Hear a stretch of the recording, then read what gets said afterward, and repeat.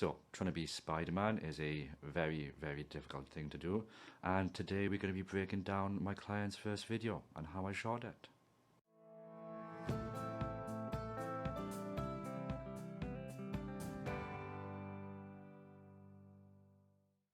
Welcome back guys, it's Byron Phillips from byronphillipsmedia.com, and today we're going to be breaking down the 4 videos that I've done for my client.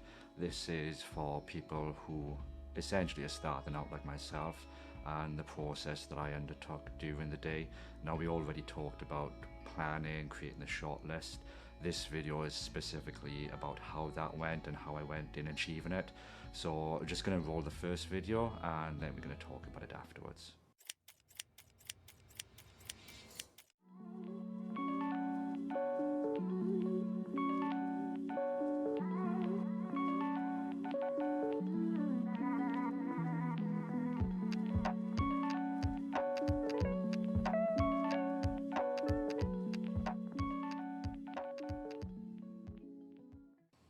So for this video, I wanted to make sure that the product was directly tied to the actual barbershop. I didn't want it just to be a product on a turntable that could be used anywhere. So the way that I wanted this to work was I wanted some sort of logo or something of the barbershop to be in view. Now, because the barbershop is quite small, I had to do this outside, and in order to do this outside, I had to use the dolly and the rig that I set up on the day. Now, the way that I've achieved this is that the actual tripod is on dolly wheels, and the main component of the system is this slider.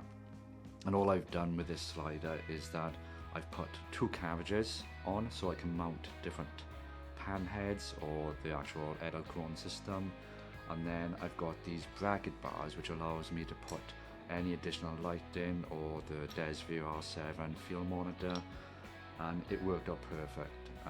These 2 brackets on the end, they're actually microphone arms, but they can hold up to a kilo, so you can put like a small light or a microphone, or it can actually hold the weight of a small mobile phone. It took my Samsung S9 with a moment lens, and it holds it fine. So this is a nice movable rig that allowed me to get the shot outside the shop, and it also meant that if there was any public that was walking by, for instance if a pram needed to get by or someone in a wheelchair, I could literally just unclip the wheels, move it out the way, and then get back in position. So that allowed me to do the shot outside the shop. Now, for the actual product and on the turntable, I wanted this to be up off the ground, because the way that the Edelkrone system works is that you have to lie it flat for the turntable. Now, the way that it normally works is that this will be on a base, the camera will go on here, and then it'll do the turning. For the actual plate to work, you have to turn it upside down. This retracts in, and then you get a screw that goes between this and the actual plate itself, and then it sits on the surface. But because I wanted this off the floor in order to get the actual shop in and some of the sign, I had to use a light stand to lift this up. Now, if you're in the same situation and this is what you want to do, the way that you've got to go about it is, because this screw, in order for the plate to work, it's got to be this way, which means you've got to attach something here to the actual light stand. And the way that I've done this is with a tripod head. Now, this is an Andor. I'm not going to apologize for getting the name wrong because I'm crap. But the way this worked is it literally attached here onto the actual unit. So that meant the actual quick release plate, let's say quick release, it's just a release plate, it's not very quick, was sat like that. And then this was attached to the light stand. So it just meant I could just quickly, I know I just said it wasn't really quick, but it is. I'm lying, I'm a liar. But then this was attached to the actual light stand. That screw was taken out. So if anybody says, oh, but there's a screw there, I took that out, and that was screwed onto the light stand, because the light stand itself had a 1/4 inch thread. So that meant I could just sit it there, it was in front of the shop, and I was able to get the shot in itself. Now, there was enough lighting in the shop itself, so that worked out perfect in the area that I was doing. But the front of the product was a tiny bit dark. So the way that I got around doing this is that I attached the microphone arm, and on the microphone arm I used a small aperture light, and this was, I think, set down to the lowest brightness, and this was just filling that area up, and it worked out really nice, and I was really happy with it. So that was how I did that shot, and we're going to go through the next shot, which I'll play right now.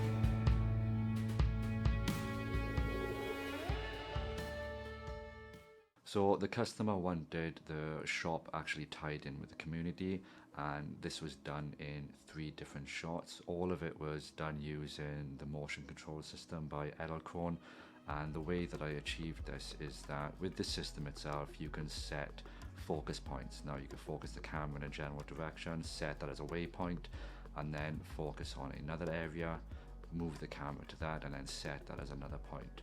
For outside, showing the community, I think this was 4 or 5 waypoints. Now there's 2 ways you can do this. You can either tap on the actual app to set it to go to the different point.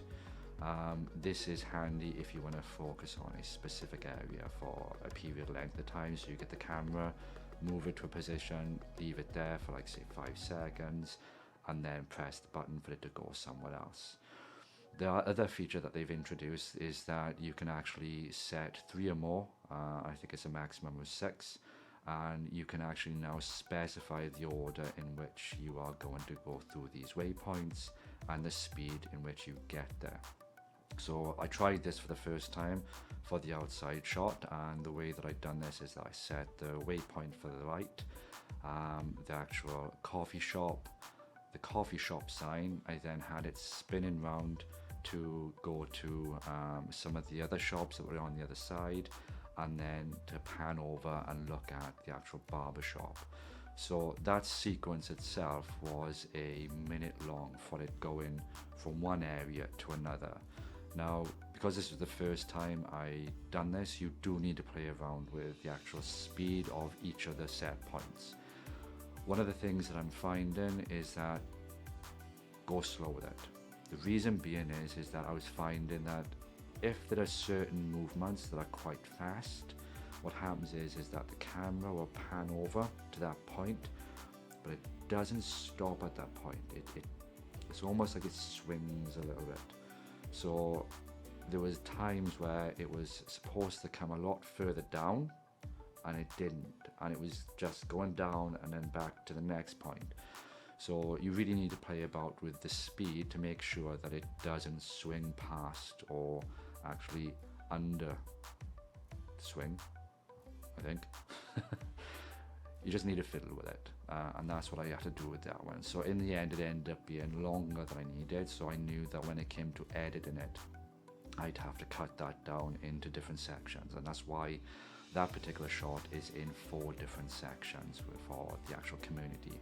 So the way that I did that is that in the editing process, because it was a minute long, and I wanted this to fit on Instagram, this was cut down to 4 15-second sections, and then because I had to take into account for, I think, a couple of seconds for the intro, a couple of seconds for the outro, and then you've got the shots then of the actual shop outside and the actual seat. So all that had to be taken into account in order for it to fit in the 60-second time limit that you get with Instagram. And that's basically how I done it. I used the R7 to make sure that my exposure, I set on a focal length for everything, because at the time the wireless follow focus died in me on the day, so I couldn't set points because I could have done a bit more creativity with that, but I didn't. I could have just had it when it went down to the coffee shop to focus in on that, and then focus in on the coffee shop sign, blurring the background out, but I couldn't do that because of the bloody follow focus died, and it just pissed me off. But it's all working now. Hey, great. So yeah, so that's how I did that. So I set a focal length. I made sure everything was in relative focus for everywhere, and then just went away then and just let the system do its job. And I was really happy, and it turned out well. So yeah, I'm really pleased with that. So the next shot is the customer wanted to show the shop aesthetics, and yeah, we'll show that next.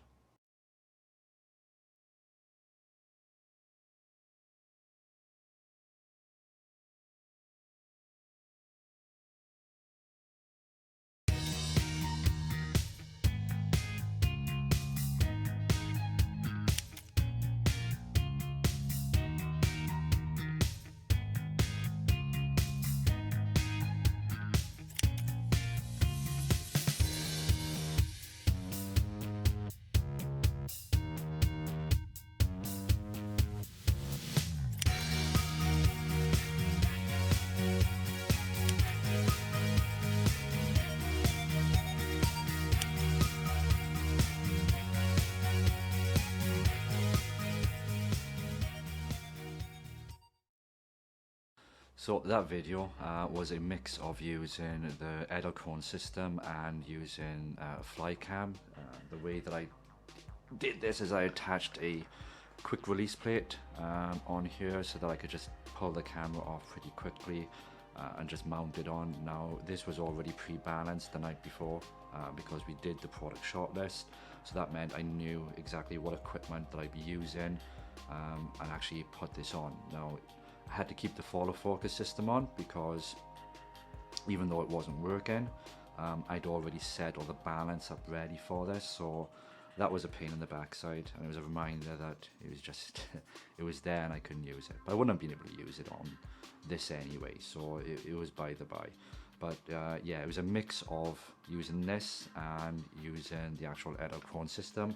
So the shots that were, you could tell with the smoothness of the shots, the shots whereby there was outside the shop and of the picture and the hanging basket and moving up through where she keeps all the products, that was done using the Edelkrone system, and the shot outside of the actual neon sign, that was all used in the motion control. For the shots whereby it was panning around the skull, I did that with the Flycam because I wanted to get a bit closer, and the location of where she was actually, I think she was cutting someone's hair at the time, so I wanted to make sure that all the equipment wasn't in her way, so I went more handheld with that. I did a lot more shots with the Flycam, but I was crap. It didn't turn out as well as I expected, and the other thing as well is that I need to work on my exposure or lighting in areas that are darker. So even though in this shot where it's panning up, this looks like it's pretty well lit, but when you go closer, I should have put the aperture light on or done something, or just increased the ISO just a little bit. But I did, because I didn't have the monitor on, and I find the monitor is a massive help when it comes to doing that. So I need to find a way of getting the monitor on the camera or on the actual Flycam, balance that properly so that I could have used it and got a better shot with that. The other one that was done with the Flycam is where she had a suitcase with all different things as well. So and that was in a really tight area, and that took quite a few attempts to get right, because I'm literally practicing with that, and I love it, but it is, you've got to be really, really bloody good with it. And I'm pleased how that little video turned out. So for the cuts, I didn't want to just flip between different parts of the shop. On her, the barber sign, she has a number of little icons. So like one's a skull, one's a razor, one's a comb. So I took those and I actually got those off Squarespace, they got a logo maker, and I just typed in skull, and up comes a logo, and you can export that as a PNG, and that's literally what I've done for that. So for parts of the video, rather than doing a cut to another scene, I would have that flash up, and then as it faded out, it would be in another area of the shop. And the music, I edited the footage to the music on that. So as it's panning up, you can see that I edited that with the beat, and the same with some of the other shots. Now, I need to practice a bit with that, because as it was panning, I think I could have added like a blur effect, because to me it was a little bit jumpy. So as I did the speed ramp for those parts of the songs, I think I could have done that better. I'm still really happy with the actual product, but these are things moving forward. I mean, it's not just a case of doing the shot on the day. There's a lot of editing that goes into it afterwards. And the other thing I got to get right is white balance. There was a number, even though it was like really well lit, getting the white balance right, even though on the day I was taking white balance shots, I could have done a bit better on that, because I did struggle getting it right. And when you leave the shop, or you leave the premises that you've shot at, sometimes what you remember in your mind with the way the colors are, and the way the things look, you don't always remember that. So I think next time going forward, I will take some more white balance shots, or really try and dial that in, because it makes a hell of a difference when you're actually editing it. So the last one then is the actual cut itself. This is one demonstrating the actual barber doing this. Now, she didn't want to be in all the shots, so that's why it's more tighter and closer to the actual subject's hair being cut. So yeah, so we'll play that and we'll go through that now.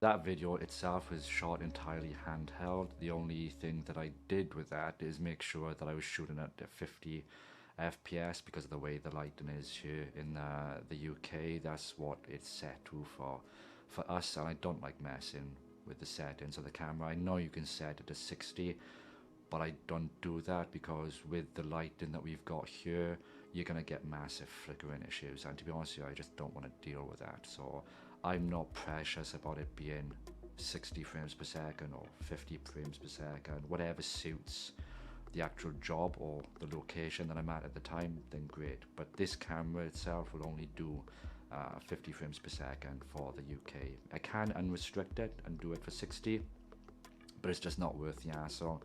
If you're shooting indoors, it's always best. Plus, you've got to do a factory reset, I think, every time you want to switch it back, and you lose your settings. I just can't be bothered with that shit. So it was shot at 50 for that, and I set the focal length on the actual kit lens to around about 50mm. It was about 25 on the actual ring itself, but I think because of the way the crop sensor works, I think it's like 1.5 times the crop that it goes in, or it's 2 times. So I thought it was 2 times, and that's why I put it to 25. But I think I'm finding out now that it's like 1.5. So, but anyway, that's what I've done. So I set the ring to 25mm, and shot it entirely handheld. It turned out better than I thought, and I was really, really happy with it.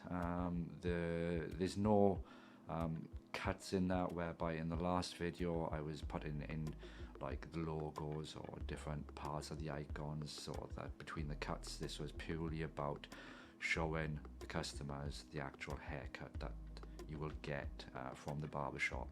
Now the lady didn't want to be in all the shots, so I said that's no problem, we can focus and be tighter on the actual subject area. So that's what we've done for that, and it worked out really well. I was really pleased, and yeah, it turned out nice.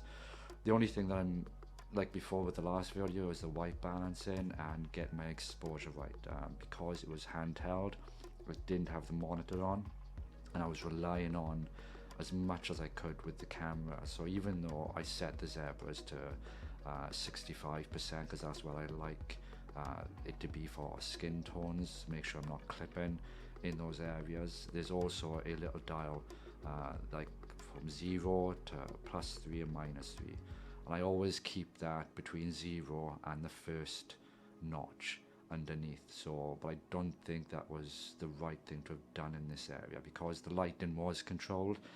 When you're moving the camera around, there wasn't much shift in the way that the exposure was going up and down, so I could have made that a little bit brighter to lift things up, but I had to do that all in the editing. So that was one thing that I'll need to practice on in the future. And I could have done more close-up shots of actually getting a little bit more tighter of when she was using the actual the cutters or the scissors. So yeah, it's all learning, and I was really happy with the way that it turned out, and I know that she's really happy with those. So what else was it with that video? I'm trying to work out. I think that was it. It was all handheld.